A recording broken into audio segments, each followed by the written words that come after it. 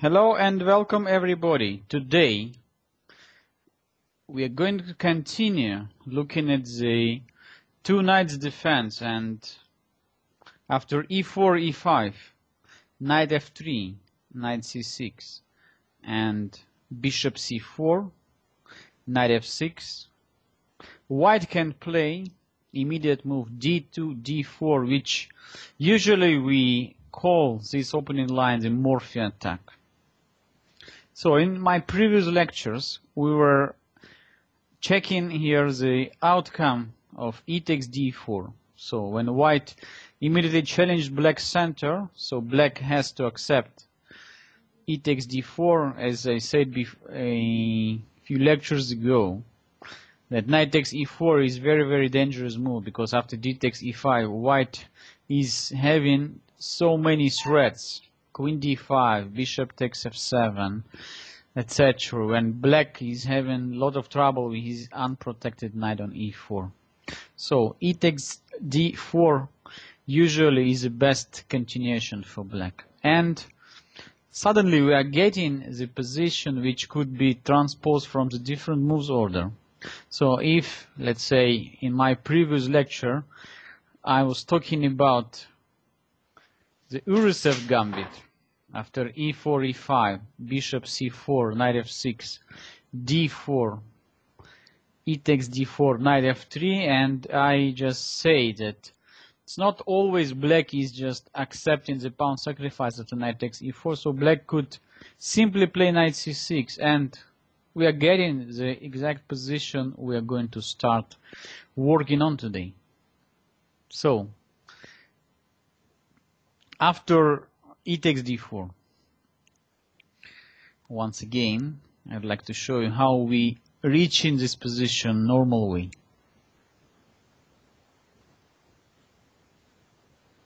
So from two knights defense, and instead of going for knight g5, very dangerous attempt, so white is going for d4, e takes d4. So now we have a few opportunities. Let's say Morphy pretending here on huge advantage after knight g5, but today's theory is not sharing his views, and not so difficult to find here that black is not forced to play d5, e takes d5 and knight takes d5, which really leads to the quite dangerous situation for black. Instead, captured on d5, black simply could play knight e5, or even one of the greatest moves in this position, queen e7 checks, completely destroying white's attack. And instead of playing for a sacrifice, white is finding himself into the equal endgame, let's say, after queen e2. So knight g5 move becomes not so popular these days. That's why we started to look at this position from the classical point of view, and definitely move knight g5 cannot be recommended, because black has no big trouble to stop white's attack, since white is going to move with already developed pieces twice. One of the serious attempts to continue fighting for the initiative, for advantage, is the short castling move, which allows black to capture on e4, and as well black has another move, which is bishop c5. So as we know, the four central squares are the most important squares to control on the chessboard, because they are quickest route from one sector of the board to another. That's why black is trying to keep his pawn on d4 be protected. But this move, bishop c5, allows white to start pushing pawns in the center. Anyway, bishop c5 move is characterizing the starting point of the famous Max Lange attack. Black defends the center pawn of d4 and gets ready to contradict white's aggressive pawn's assault with his own powerful counter-attack. Being one of the stormiest opening systems for more than 50 years in the 19th century, the Max Lange attack today is a rare guest in modern practice. And the reason could be very practical one. After bishop c5, we get into so unbalanced position which you have to know extremely well. Otherwise, one inaccurate move could cost you the game. This elaborate opening system has been analyzed by many well-known strong chess players of the 19th century, such as Staunton, William Steinitz, Zygmunt Tarrasch, Akil Rubinstein, and of course the father of Russian chess players, Mikhail Chigorin. So, the key idea of black, that after e4, e5, which we would say is the main continuation, black ready to counterattack with d7, d5. It's no time for black to move the knight away. Let's say if you play knight e4, that white could simply answer with queen e2 and black is getting a lot of trouble with his knight.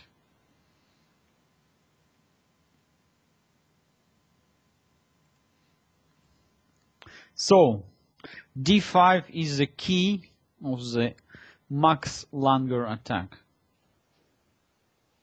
Black allows white to destroy his king's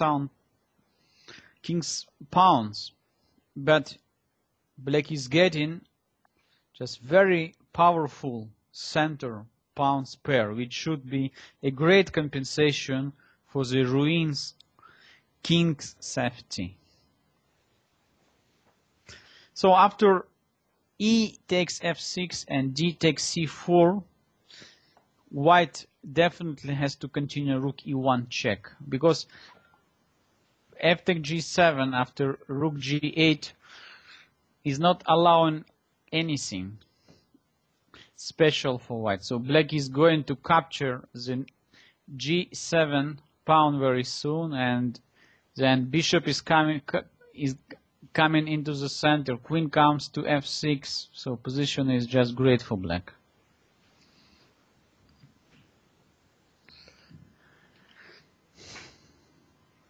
That's why we have to start with rook e1 check. Black has two options, or to play king f8 or to play bishop e6. So let's start with king f8, which looks quite okay move. So after f takes g7, black ready to capture with the king to g7, then once again bring in the light square bishop into the game. But this move is a serious mistake. And white is getting terrific initiative as there are too many problems to solve. Let's examine white's best continuation, bishop g5. So we are intending already discover check after f takes g7 when queen on d8 is under attack. And so black is almost forced to capture the pawn on g takes f6. Why? Because if you play queen d7, trying to avoid this f takes g7 idea, white is having enormous advantage after the greatest shot, which is not so easy to find. But since black's king's position is so bad, we can perform the greatest combination. Bishop h6, sacrificing the full bishop, and after only move g takes h6 and queen d2, suddenly black cannot prevent white's queen from reaching the h6 square, and the checkmate attack is coming along. So black's position is just completely ruined in a few moves. Let's say after queen g4, check on h6, and rook e8. Game is over already.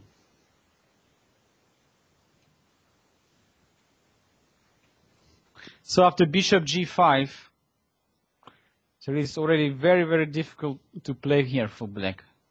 Probably one of the only moves is G takes F6, only move here. Bishop H6 and King G8. And it's not so easy to find how to continue White's attack. Because White's queen cannot reach G4 square immediately. Indeed, according to our rules, White instead trying to give a checkmate, just completing his piece's development. Why? Because Black's rook on H8 and A8 completely out of the game. So White is playing knight C3, another great move, intending to bring the knight to the center to E4. At the same time, Black cannot touch this knight after D takes C3. Queen takes D8, knight takes D8, and rook E8. Black's king is going to be mated on the back rank. So already here, from these lines, we can understand the Black's main problem in all the line after bishop G5, the weakest back rank. So after knight C3, Black's trying to counterattack with bishop G4. So Black is still staying in an aggressive mood. Indeed, after this active continuation, Black's position becomes very, very dangerous. So maybe it's better for Black, instead of bishop G4, to play immediately bishop F8, trying to get rid of the White's strong bishop on H6. Knight E4. So bishop is under attack. Let's say after bishop B6, White immediately plays queen D2 with the idea queen F4 and reaching the F6 square. So there is no good defenses against this upcoming queen F4 move. Once again, after knight E4, bishop F8 probably was a necessary move. Indeed, after bishop takes F8, king takes F8, and queen D2, White's queen is ready to come to H6, which forced Black to play king G7, but still after queen F4, Black's position is very extremely dangerous. So White also intends knight G3 and knight F5 later on, in case on knight H5. In case of bishop E6, quite unpleasant for Black move like knight C5, intending E6 bishop. At the same time, also we can consider move like knight G3 with the idea to play knight H5. And still, for Black it's extremely difficult to get rid of White's strong attack on the king side. So don't pay too much attention to the Black's extra material, because always we can win back this pawn on D4 so easily after rook a D1 and knight takes D4. But Black's problems on the king's side still remains. Let's back. So in one of the game, the B6 move was played. And now White enjoys a huge development advantage. Guess what would be White's next move? Thanks to the very bad position of the Black's king, White performing here is a great combination. Knight takes pawn, knight takes D4. Fantastic blow. White is sacrificing the queen, but all White pieces now are targeting Black's position. The critical F6 square has been a sole defender, the vulnerable queen on D8. After bishop takes D1 and knight takes C6, now we see the point of White's combination. Just one look at White's pieces should be enough to strike fear into your heart. With no exception, all of them are posed and willing to attack Black's king. Let's say after queen C8, Of course, knight takes f6. This is greatest mating pattern in this position, thanks to the bad position of the black's king on g8. What else black can do? After bishop f8, knight takes d8, bishop takes h6, and rook takes d1. White is just having the piece up. So black after knight takes c6 already could resign, because queen is so overloaded. Any movement of it leads to immediate mate. So already after knight takes c6 the game is over. White achieved decisive material advantage thanks to this knight takes d4 combination. So that's the reason why it's quite dangerous for black to try keeping the king in the center and to play king f8. So much more, I would say, significant counterplay black could get after most natural move in this situation, bishop e6. With this move, black assumes a tough obligation to keep the king on e8. So bishop on e6 right now is pinned, but also black is going to activate all his forces rapidly and try to keys white's attack. One has a few options, and let's say if white immediately plays here f take g7 after rook g8, bishop g5, and bishop e7, bishop takes e7, king takes e7, knight bd2, and queen d5, despite the fact that black's king in the center, the powerful position of the queen and incoming, forthcoming rook take g7 and later second rook come to g8, black is having quite good counterplay. So f take g7 is interesting, but not enough for fighting for the initiative. Look at the position. The tension of the struggle is gradually reached its height. It's time for white to declare his trumps, and the strongest continuation here, of course, is knight g5. White creates the potential threat of knight takes e6. At the same time, he's vacating the h5 square for its queen. Let's say for black already, not so easy to solve the problems. Look at that. Queen takes f6, the most natural moves, which were playing in many games. Also in my practice happen. Many queen takes f6 move. It's simply blundering the bishop. After knight takes e6, f takes e6, and queen h5 check, white is winning instantly. So pay attention how dangerous could become black's position after just one miss. So after queen h5 and queen takes c5, the game is over. So same would happen after g takes. Once again, knight takes e6 and queen h5. Finish.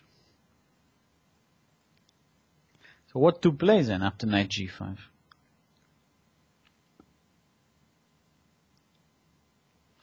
After short castling, this move looks a bit dangerous. White is following the attack. How?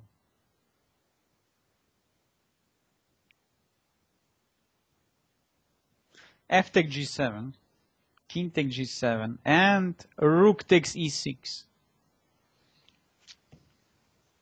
So black cannot recapture the rook, because after knight takes e6 the game is over. Same problem, that black already has no time for playing here rook e8, which looks fine, but after queen h5 we are threatening the checkmate. Bishop f5 and queen takes f7, checkmate. So clear from these variations that black cannot castle short side.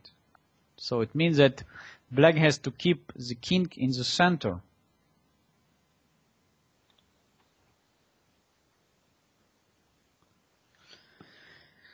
So if we look carefully, we could diagnose that the only weak point of white's knight g5 move, that white is moving the same piece twice. So this allows black to gain an early counterattack by centralizing its king to the more important center squares. Queen d5, only move. So once again, queen d7 is losing after knight takes e6 and queen h5. If black is trying to play queen d6, it's also losing, because after knight e4,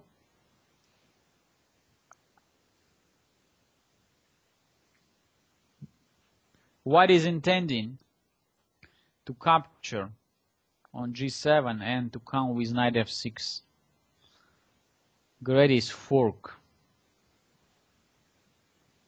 So white is much better in any line except of queen d5, which is the only continuation. Black is aiming to take the pawn already on f6, so g takes f6 could be possible with the next move. And the second intent for black is just to go for long castling, and next start I'm aiming white's position in the center and on the king side. So white is having no pieces developed. It means that white has to play extremely cold-blooded, otherwise his position will be smashed very soon. And once again here, the great support for us is the chess tactics. Knight come to c3. So white is developing with the tempo. Don't forget that the black's queen is supported only by bishop e6, which is pinned.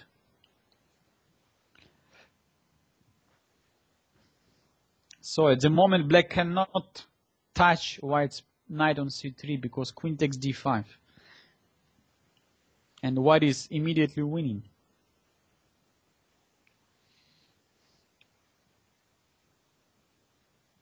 Black's only answer is queen f5. Once again, black is aiming to capture the pawn on f6 with the pawn, and at the same time black is intending to play long castling. Pay attention that in this position, black is having all his 8 pawns on the board. The white already sacrificed one pawn. And black is going to play long castling right now. So white has to be very aggressive and to play knight c to e4. And now we reach in the critical position. White aims everywhere. g7, c5, e6. But black's position is not beyond defending. Strong center pawns and centralized pieces should compensate for white's attacking potential. And black is having here a few different options. One of them is bishop b6. Second one is bishop f8, which is a stylish patent of Akiba Rubinstein, which leads to the very unclear play. And the classical and consistent and the best continuation, long castling, which firmly completes black's development.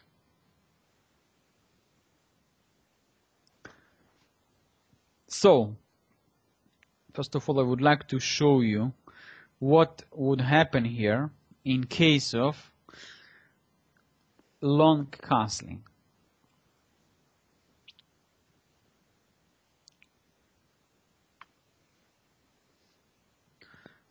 First of all, in this position after queen f5, we have first classical games which was played already more than 150 years ago between William Stanitz and Philip Meitner.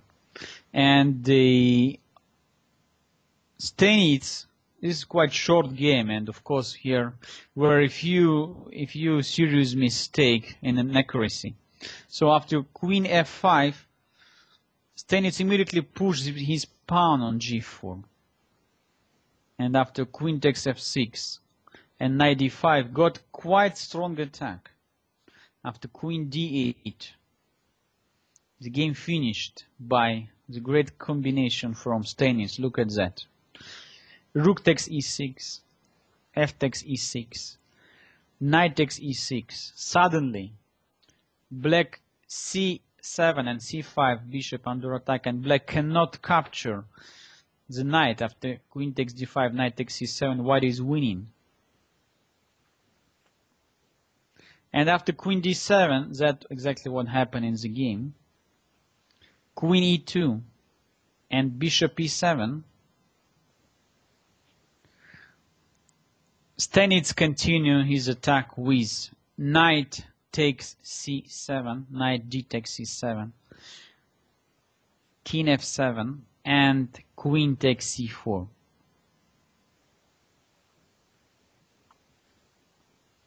After Knight E5 and Queen B3, Queen D6 and F4, Black didn't find the way how to stop White's attack. Knight take G4, Knight G5 check, King G6, Queen D3 check. So Black's king cannot go now to F6 because Knight E4 check wins instantly.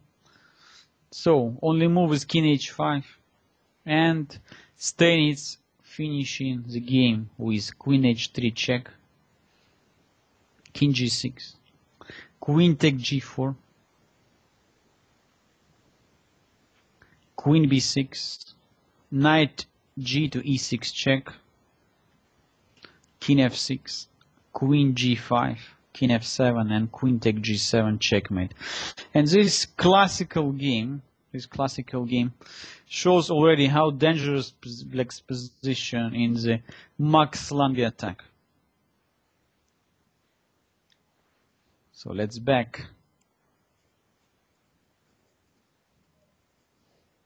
So I would like you to look at the position once again and to tell me why this G4 move is not so popular today.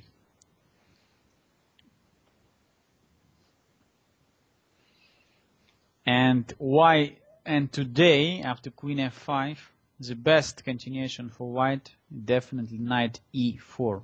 And this position after Knight E4 was analyzed very deeply by the greatest Russian player Mikhail Chigorin, who played a few games already in the 19th century against the Adolf Albin, and later on this position became one of the I would say important position in the train match between Frank Marshall, greatest American chess player, grandmaster, and brilliant genius, world champion Raoul. So today we just started our course about the Max Lange attack, and this is one of the most famous opening line, which was extremely popular in the 19th century. Thanks everybody for watching, and next week we are going to look at the more complex situation which happened in this opening line we choose today. Follow me for the next week, and if you have any questions, any requests, you can send me through my website www.chesslessons.wordpress.com. See you next time. Bye. you.